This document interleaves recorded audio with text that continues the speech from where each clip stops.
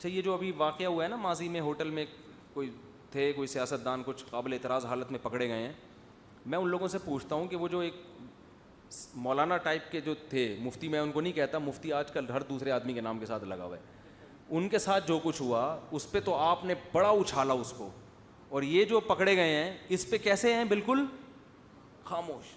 تو یہ ناانصافی ہے.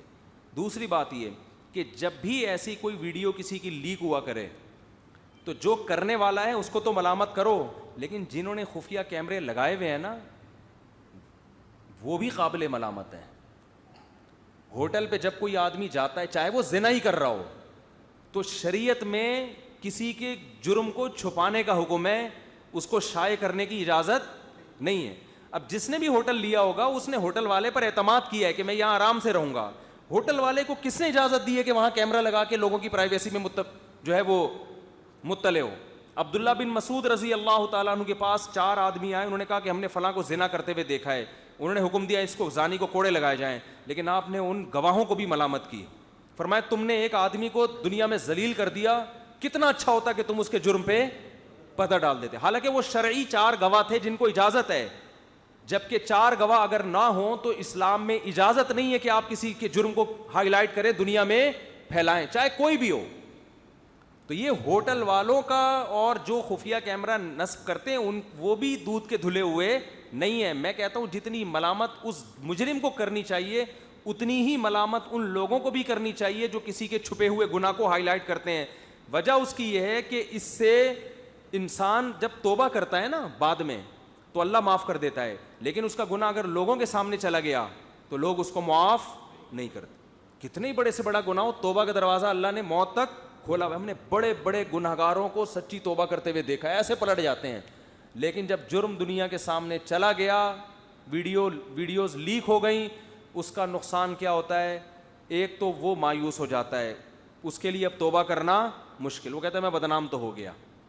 دوسری بات اگر وہ توبہ کر بھی لے لوگ اس کو عزت دینے کے لیے تیار نہیں ہوتے. اور تیسرا جو سب سے خطرناک کام ہے، جب گناہ معاشرے میں اس طرح لیک ہوتے ہیں اس سے گناہوں کی نفرت لوگوں کے دلوں میں ختم. سمجھ رہے ہو؟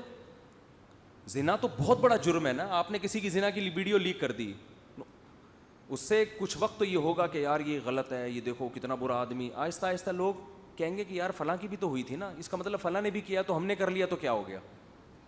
تو یہ تو نجی معاملہ ہے، کوئی بھی کر سکتا ہے. علماء اس کی مثال ایسے دیتے ہیں جیسے کسی نے بیچ سڑک پہ قضائے حاجت کر کے گند ڈال دیا، اس میں غلط کیا نا اس نے، اس سے غلط وہ کر رہا ہے جو ڈنڈی سے اس گندگی کو پوری روڈ پہ پھیلا رہا ہے. تو گناہ کی خبر جو شائع کرنے والا یا کسی کی پرائیویسی پر مطلع ہو کے خفیہ کیمرے لگا کے جو مطلع ہو کے اس گناہ کو پھیلانے کا ذریعہ بنتے ہیں وہ اس گناہ کرنے والے سے زیادہ بڑے مجرم ہیں. سمجھتے ہو بات کو؟ تو اسلام میں زنا جیسی سزا پہ 4 گواہ، اور ان 4 کو بھی حکم دیا ہے کہ بہتر یہی ہے کہ کیا کرو، چھپا دو اس کو، اور 4 سے کم ہے تو پھر تو اجازت ہی نہیں ہے. تو یہ ہمارے ملک میں ایک عجیب حساب کتاب ہو گیا ہے. یہ دوسرے ملکوں میں ہوتا تو پتہ نہیں کتنی بڑی سزا مل جاتی ان کو.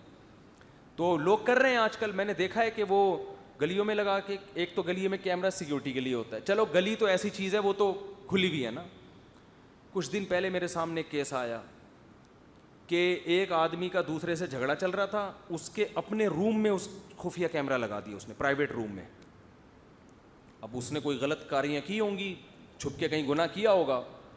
وہ کیا ہے کہ وہ پھر خفیہ کیمرہ لگا کے اس کی وہ ثبوت اپنے پاس، حالانکہ گناہ ہے مگر ہے تو نجی معاملہ نا، یعنی کوئی کسی انسان پہ ظلم تو نہیں کر رہا نا، غلط کر رہا ہے. کوئی فحش ویڈیو دیکھ رہا ہے فار ایگزامپل انٹرنیٹ پر بیٹھ کے، یا اور کچھ کر رہا ہے، تو اللہ و بندے کا معاملہ ہے نا. آپ کو تو چاہیے آپ محبت سے سمجھائیں یار یہ غلط ہے. کیا کیا کہ اس دشمنی میں اس کی ویڈیو بنا لی چھپ کے، اب اس کو بلیک میل کرتے پھر رہے ہیں. تو وہ بیچارہ جس نے جرم کیا تھا وہ میرے پاس آیا، کہا یار یہ تو میں ذلیل ہو گیا ہوں یعنی. تو میں نے کہا خیر تم نے بھی کوئی اچھا کام نہیں کیا. لوگ تو آتے ہیں پھر اپنے دکھڑے سنا رہے ہوتے ہیں، لیکن اس نے جو کیا ہے وہ تمہارے سے بھی زیادہ برا کیا ہے. تو اتنا کسی کے گناہوں سے پردہ ہٹاؤ جتنا چاہتے ہو کہ میرے گناہ پر پردہ رہے. جتنا اپنا چھپانا چاہتے ہو نا، ہر آدمی چاہتا ہے کہ میری پرائیویسی پر دوسرے مطلع، میں نے اگر گناہ کیا بھی ہے تو چھپا رہے. تو دوسروں کے گناہوں پر بھی کیا کرنا چاہیے؟ نبی نے فرمایا, حدیث کا مفہوم ہے, جو دوسروں کے گناہوں سے پردے اٹھاتا ہے قیامت کے دن اللہ اس کے گناہوں سے بھی پردے اٹھائے گا. تو آخرت کا جب تک خوف نہ ہو تو یہ سارے کام ہوتے ہیں. بات کو میں جلدی اب سمیٹ کے ختم کرتا ہوں. تو اصل بات یہاں سے چل رہی تھی کہ ان کے دل میں آخرت کا خوف تھا, حضرت خولہ کے دل میں, تو کیا کچھ کروا دیا ان سے. دیکھو پھر کیسی آیتیں نازل ہو گئیں. تو قرآن بار بار آخرت کا کیوں کہہ رہا ہے کہ بھائی جب تک آپ آخرت کا خوف نہیں ہوگا اس وقت تک انسان کا بدمی. آہستہ آہستہ لوگ کہیں گے کہ یار فلاں کی بھی تو ہوئی تھی نا, اس کا مطلب فلاں نے بھی کیا تو ہم نے کر لیا تو کیا ہو گیا, تو یہ تو نجی معاملہ ہے, کوئی بھی کر سکتا ہے. علماء اس کی مثال ایسے دیتے ہیں جیسے کسی نے بیچ سڑک پہ قضائے حاجت کر کے گند ڈال دیا, اس میں غلط کیا نا اس نے, اس سے غلط وہ کر رہا ہے جو ڈنڈی سے اس گندگی کو پوری روڈ پہ پھیلا رہا ہے. تو گناہ کی خبر جو شائع کرنے والا یا کسی کی پرائیویسی پر مطلع ہو کے خفیہ کیمرے لگا کے جو مطلع ہو کے اس گناہ کو پھیلانے کا ذریعہ بنتے ہیں, وہ اس گناہ کرنے والے سے زیادہ بڑے مجرم ہیں. سمجھتے ہو بات کو؟ تو اسلام میں زنا جیسی سزا پہ 4 گواہ, اور ان چاروں کو بھی حکم دیا ہے کہ بہتر یہی ہے کہ کیا کرو, چھپا دو اس کو, اور 4 سے کم ہے تو پھر تو اجازت ہی نہیں ہے. تو یہ ہمارے ملک میں ایک عجیب حساب کتاب ہو گیا ہے, یہ دوسرے ملکوں میں ہوتا تو پتہ نہیں کتنی بڑی سزا مل جاتی ہے ان کو.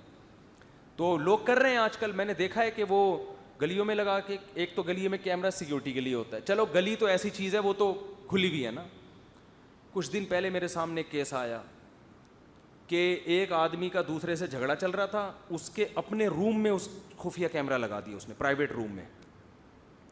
اب اس نے کوئی غلط کاریاں کی ہوں گی, چھپ کے کہیں گناہ کیا ہوگا, وہ کیا ہے کہ وہ پھر خفیہ کیمرہ لگا کے اس کی وہ ثبوت اپنے پاس, حالانکہ گناہ ہے مگر ہے تو نجی معاملہ نا, یعنی کوئی کسی انسان پہ ظلم تو نہیں کر رہا نا, غلط کر رہا ہے, کوئی فحش ویڈیو دیکھ رہا ہے فار ایگزامپل انٹرنیٹ پر بیٹھ کے, یا اور کچھ کر رہا ہے, تو اللہ و بندے کا معاملہ ہے نا. آپ کو تو چاہیے آپ محبت سے سمجھائیں یار یہ غلط ہے. کیا کیا کہ اس دشمنی میں اس کی ویڈیو بنا لی چھپ کے, اب اس کو بلیک میل کرتے پھر رہے ہیں. تو وہ بیچارہ جس نے جرم کیا تھا وہ میرے پاس آیا, کہا یار یہ تو میں ذلیل ہو گیا ہوں یعنی. تو میں نے کہا خیر تم نے بھی کوئی اچھا کام نہیں کیا, لوگ تو آتے ہیں پھر اپنے دکھڑے سنا رہے ہوتے ہیں, لیکن اس نے جو کیا ہے وہ تمہارے سے بھی زیادہ برا کیا ہے. تو اتنا کسی کے گناہوں سے پردہ ہٹاؤ جتنا چاہتے ہو کہ میرے گناہ پر پردہ رہے, جتنا اپنا چھپانا چاہتے ہو نا. ہر آدمی چاہتا ہے کہ میری پرائیویسی پر دوسرے مطلع, میں نے اگر گناہ کیا بھی ہے تو چھپا رہے. تو دوسروں کے گناہوں پر بھی کیا کرنا چاہیے؟ نبی نے فرمایا, حدیث کا مفہوم ہے, جو دوسروں کے گناہوں سے پردے اٹھاتا ہے قیامت کے دن اللہ اس کے گناہوں سے بھی پردے اٹھائے گا. تو آخرت کا جب تک خوف نہ ہو تو یہ سارے کام ہوتے ہیں. بات کو میں جلدی اب سمیٹ کے ختم کرتا ہوں. تو اصل بات یہاں سے چل رہی تھی کہ ان کے دل میں آخرت کا خوف تھا, حضرت خولہ کے دل میں, تو کیا کچھ کروا دیا ان سے. دیکھو پھر کیسی آیتیں نازل ہو گئیں. تو قرآن بار بار آخرت کا کیوں کہہ رہا ہے کہ بھائی جب تک آپ آخرت کا خوف نہیں ہوگا اس وقت تک انسان